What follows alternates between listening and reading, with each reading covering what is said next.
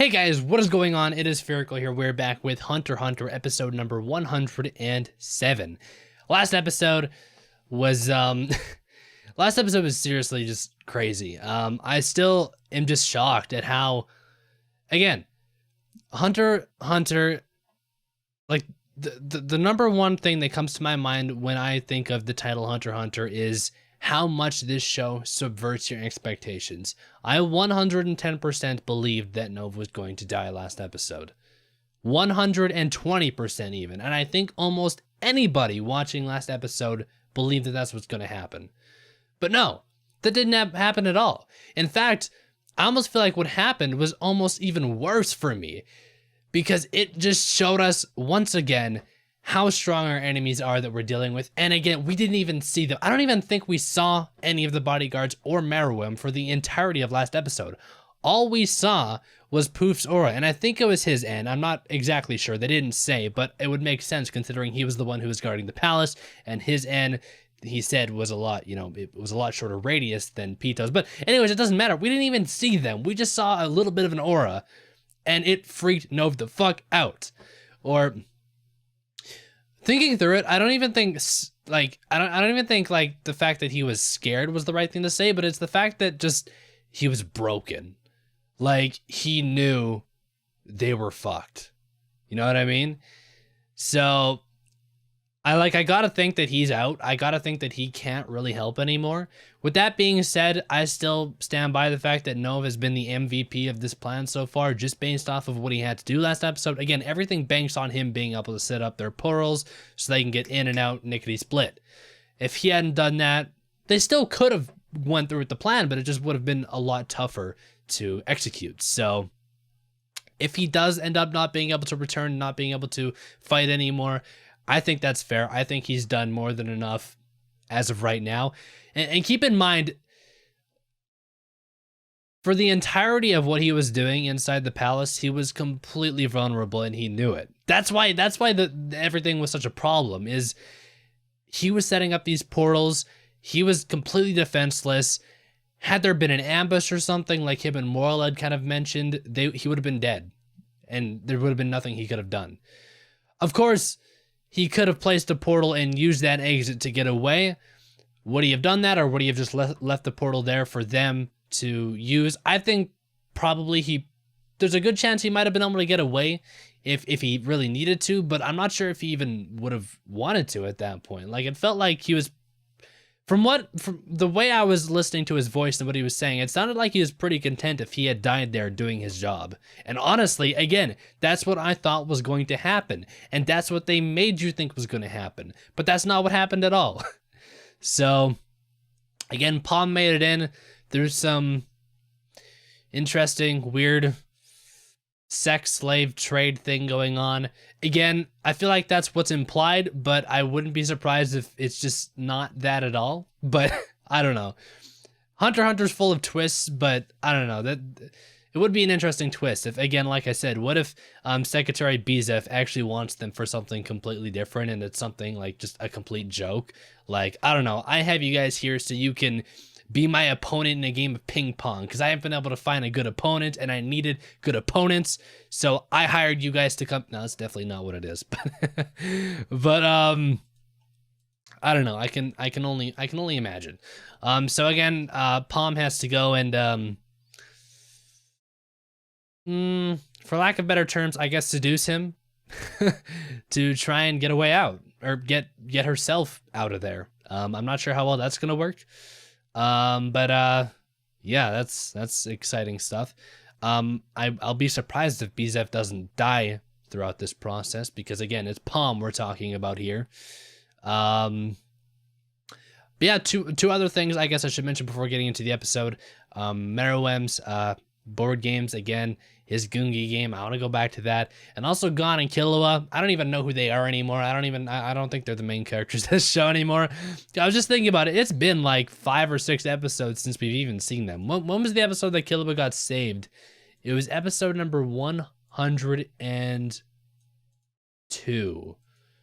102 was the last episode we saw Gon and Killua, I think. So 3, 4, 5, 6. This is episode 7. This would be the 5th episode without seeing them. So again, that's one thing I like about the show is it's something I didn't even notice till now, yet it's like it's the main characters of the show and we have not seen them for like 5 episodes. But it's just all the characters are so fun and enjoyable that I don't notice. Anyways, I just realized I'm really rambling on and I should really get into the episode and save all of this for afterwards. So with all of that out of the way, as always, link is at the top of the description. It'll take you to Vimeo.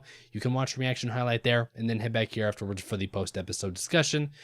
With that out of the way, let's get into the episode.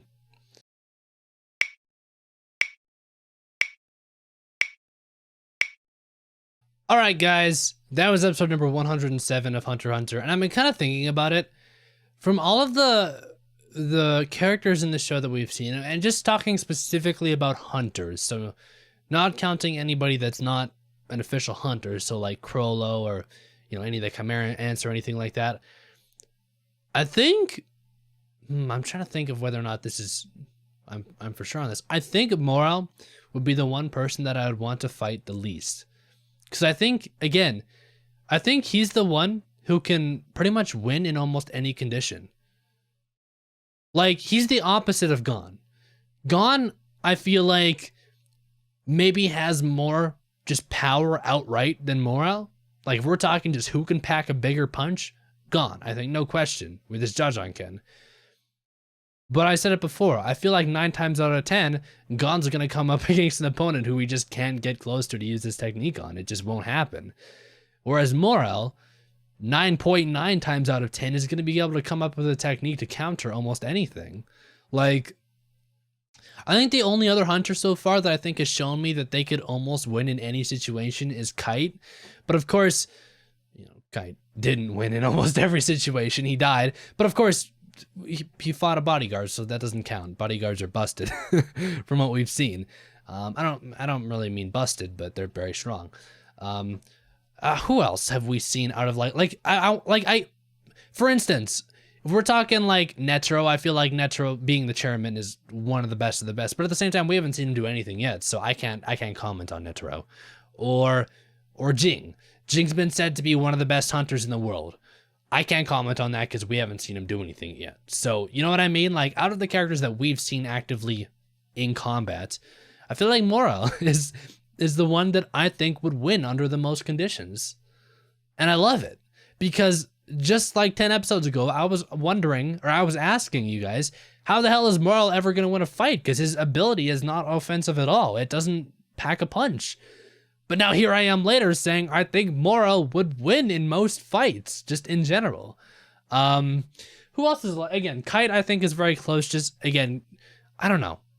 Kite relies more on like RNG though. So like, we saw that with Kite, it really depends on what role he gets. I'm still upset that we didn't get to expand on his roles more. Like, I'm wondering if maybe his like zombified form is somehow going to use that ability, but I don't think so. Like, I don't think he can use that anymore. They said he couldn't use Nen, but I'm not sure if they meant in general or if just when he was trapped that he couldn't use Nen. But, like, I guess Hisoka is kind of like that as well. He's very adaptable. He can fight in many situations. Who else? Honestly, there's nobody that comes to mind that I think is kind of like those characters that I just mentioned that are adaptable, that can fight in almost any... Like, if we look at Knuckle, I pair him, again, like I said many times, I pair him more in kind of Gon's category, where his kind of... If he gets his technique off, he'll win. If he doesn't, he'll lose. So I feel like, you know, in that case, I would rather rely on somebody like Morel, who just, again, he's adaptable. He can adapt to any fight. I don't know. It's kind of interesting to think of because we're seeing a lot of the different like groups of how combat works. Again, for the most part, the two polar opposites are one technique killers and one technique does everything type characters. So the one technique killer would be Gon. He uses his Jajanken, that's it, boom. Of course, his Jajanken is diverse in that he can use 3 different, you know, techniques in one basically. But at the same time, it, for the most part, when we say Jajanken, we're talking about rock, right? I mean, paper and scissors we know can be utilized in very cool ways, but for the big finishing move, it's always going to be rock. And then again, the other polar opposite would be a completely diverse ability that maybe doesn't pack as much of a punch, but can pretty much do anything you want it to do. And then we have abilities kind of in the middle, which again, we have like, for example, I guess two big unknowns that I don't know where I would classify are Chrollo and Laiol. Of course, their abilities are very similar, but also very different in that, again, if we look at Laiol's ability, he rents out abilities. The target has to be alive for him to use them. And if we look at Chrollo, he doesn't really rent out abilities, he just outright takes them. Once he takes them, you can't use it anymore. I'm sorry, but you just got robbed. Of course, Chrollo has more conditions, but it's more or less with Chrollo's ability, the abilities become his own. Whereas with Laiol's ability, they're not really his abilities, but he gets to use them for an hour. You know what I mean? But they're very similar, and those abilities are super interesting to me because I wonder, like, if Laiol ever got to like practice with that wave ability from Inamura, or no, from Grachan. The ability was called Inamura. Like, did he know anything about it before he used it? I mean, I'm guessing, you know, he would have known by probably fighting Grachan, but like, is this the first time he ever used it? And he's like, whoa, okay, this is cool. I now know what it feels like to be a master of waves and control the seas. Like, is this his first time experiencing that? Because it's got to be like kind of weird to get used to for the first little bit, right? But I don't know. I feel like that's just a very odd question to ask because it's overall it's very non-important. Palm. Oh, I'm worried about Palm. So here's what I feel like. I feel like Nove, again, this show subverted my expectations. I thought Nove was going to die. He didn't. I just feel like it won't happen again. Like, Palm's literally in the exact same position Nove's in. Well, not really, because she's a step further. She's been caught. Oh, that was so terrifying. I've never been more terrified by a simple color change. When Poof's aura went back, and then the red aura came out, and just it didn't stop expanding. And again, that's what I was worried about with Nove at first too, is if once you're inside the palace, at any second, Pitou could come back, she could be done, and boom, you're caught. Also, that means Meruem's healed. His arm's fine now. Unless Pitou took a break for whatever reason, but I think Meruem should be healed now, so he has 2 arms. I also, again, just the way it happened, like, we saw Poof's aura going away, and I was thinking, he wouldn't just stop for no reason, so he must be switching out. And there's a couple seconds in between where you're left to think, is that what's happening? What's going on? Is Palm gonna be okay? And then, boom, the red aura comes out, and it's just, I don't know, the way that all happened, it just felt so cool, and so friggin' terrifying. I really don't want Palm to die. Cause I don't know, she's a very interesting character, and I can't help but really, really like Palm when she's not crazy. Of course, Palm when she is crazy, I still wouldn't wish any ill upon her, but you know, I wouldn't be as upset if she died when she was in her crazy state because, well, she's kind of a danger to everybody when she's in her crazy state, but I don't know. I gotta wonder if maybe they won't kill her right away. So maybe she'll have a chance to escape somehow. Or... well, here's the sort of good news, is she is going to get to see Pitou. At least. So, that was what her objective was to see the king and the bodyguards and to leave. She's gonna get step 1 sort of done, but the whole leaving thing, I think that step's kind of gone out the window now, so I think it's gonna be kind of useless in the end, because the whole point was for her to be able to watch them while not being next to them. So, but, man, again, the contrast between last episode and this episode too, like, this show is really playing with my emotions right now. I don't know what to think. Again, I've been saying it over and over again. I do know for sure that something bad is going to happen soon. Because there's been too many close calls recently that there just can't, like, eventually a close call is not going to be a close call anymore and somebody's going to die. Like, just in the last couple episodes, Killua was on the brink of death. He almost bled out. Nov came damn near close to dying. Morel sort of came close this episode. It looked like he was kind of struggling under the water a bit here and there, but I think Morel had control over his situation, which, again, is just a testament to how much I love his ability and his character as a whole. Who else? I mean, those are kind of the main ones, but yeah, I'm just worried. I'm worried. Really, I think that pretty much sums up everything that I wanted to talk about in this discussion. This discussion was a lot more kind of speculation based, more so than talking about what happened in the episode. But I feel like these kind of discussions are fun to have every couple episodes, just kind of speculating on abilities and whatnot, and what's going to happen to characters in the future and stuff like that. I don't know. I find it kind of fun.